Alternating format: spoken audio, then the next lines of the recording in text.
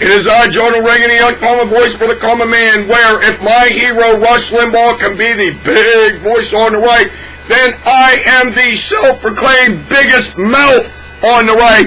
Now, I have more than a few things to say about the tragic beheading of James Foley, the American journalist, at the hands of the Islamic State of Iraq and Syria, better known as the ISIS brothers.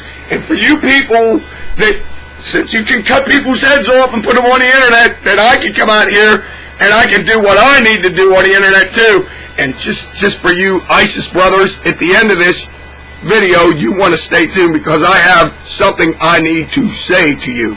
Now, as far as dealing with these damn terrorists, I've seen the pictures of them running around their rusted out Subarus with 50 caliber machine guns mounted on the back, some old armored personnel carriers that they stole from somebody, undoubtedly, and they're nothing but a ragtag mob of ragheads.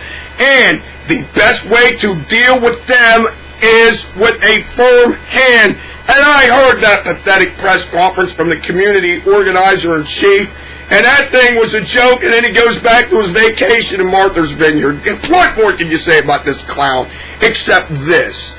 This should have never happened in the first place. He should have left 5,000 rapid deployment troops in Iraq with armor, some artillery, helicopter gunships, because as far as I know, the ISIS brothers really don't have much of an air force. So we should have left some rapid deployment troops back there, and none of this would have happened, period, end of statement. Hell, he's thinking about doing a damn thing in Afghanistan, but he was trying to win elections, and that's why he had to placate his radical left-wing base, the Nancy Pelosi's and the damn Hillary Clintons of this world. And we see how that damn reset button worked out with the Russians as far as Hillary Clinton's concerned, but I digress. So, here is how you should deal with these damn ragtag, rag-headed terrorists. This is exactly how you should do it. These people need to be taught that they aren't dealing with a bunch of damn rookies and bush league amateurs when they deal with the United States of America. And for every one of our people that they kill, we should kill thousands of them. And we have the ability to do it without using nuclear weapons. This is how it should be done.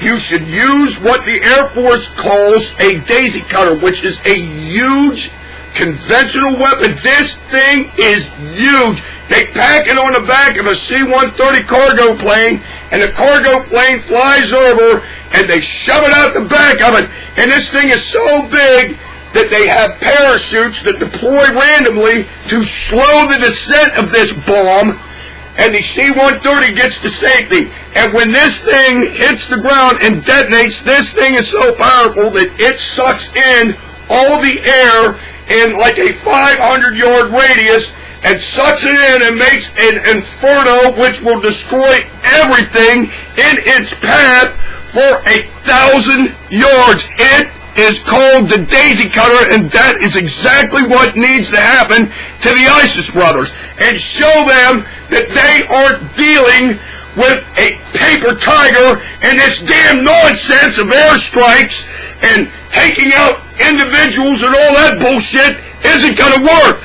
We need to kill them by the thousands for what they did. And I mean the thousands. These people need to see just exactly what it is to mess with a superpower. And a firm hand is needed in this case. Now, with that being said, I want to go over a little bit of war psychology that would work with these damn ISIS brothers, but you have to go back to World War II to figure it out. And you have to understand this thing, and you have to think about it. Now, at the end of World War II, we were told by the fanatics that were running the Empire of Japan that they would fight us to the last man, woman, and child if we invaded their island. They were fanatics. They would go, they said that they would disappear is a people before they would surrender to the United States. They let us know that.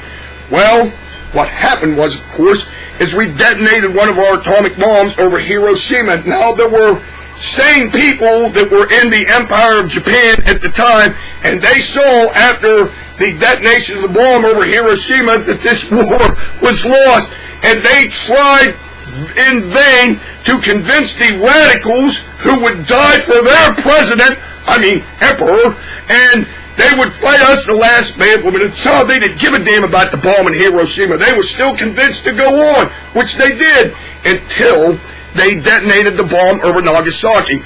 Now, when the bomb detonated over Nagasaki, even the die-hard fanatics were sitting there going, gee whiz, if we are going to fight to the last man, woman, and child, the Americans have the military technology to take us out to the last man, woman, and child. You get it?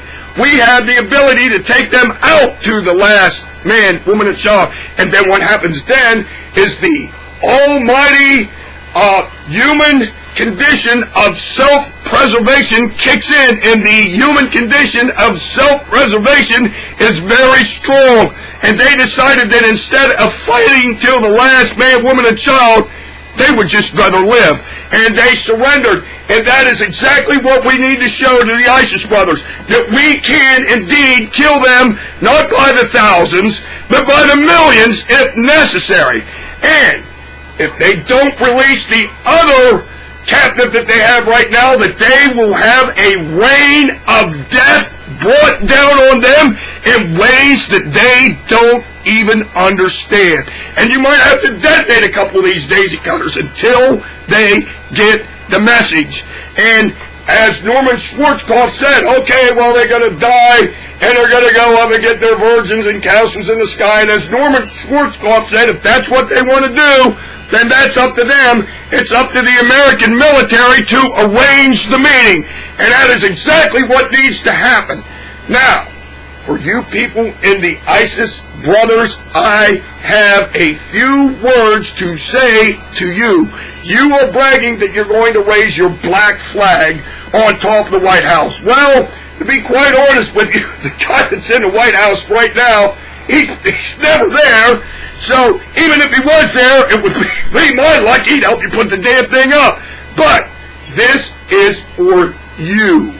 Do not judge this country by what you see with Barack Obama, Eric Holder, and all these damn people that want to arrest you and read you your Miranda rights, because most of the American people don't see it that way. For every one Barack Obama, there are thousands of George W. Bushes. There are thousands of Douglas MacArthurs. There are thousands of George C.